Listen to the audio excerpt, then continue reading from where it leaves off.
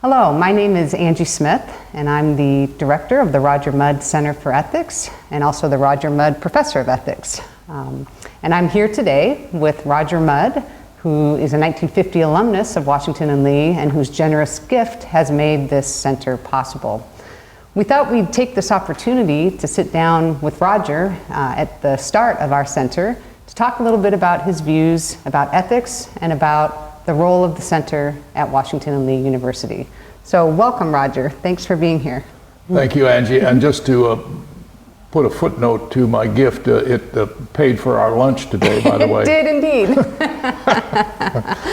Well, thank you. I don't know where we can begin, except you begin with a marvelous system that's existed at Washington and Lee since 1906, and is still running well and flourishing, and is the envy of colleges all over America. It's one of the few single sanctioned honor codes in the country.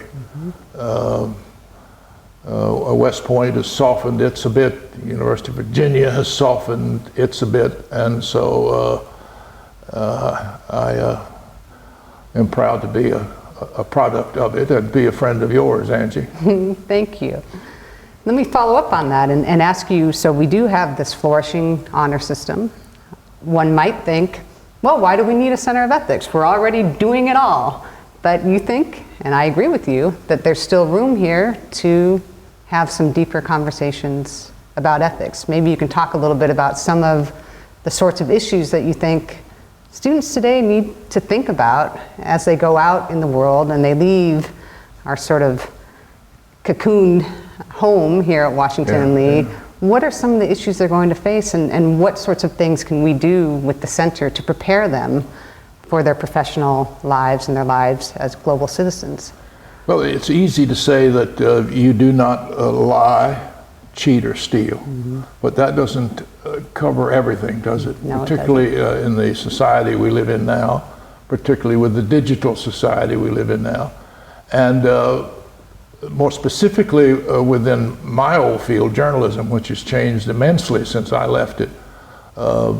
Back then it was a fairly simple thing. You wrote as close to the truth as you could get. You made lots of phone calls to make sure you had it right, and then you kept your fingers crossed that you had it right.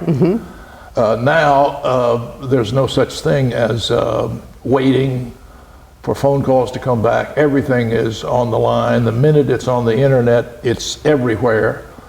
Privacy almost ceases to exist. And I think that more than any other issue is a topic that the center ought to be working on night and day.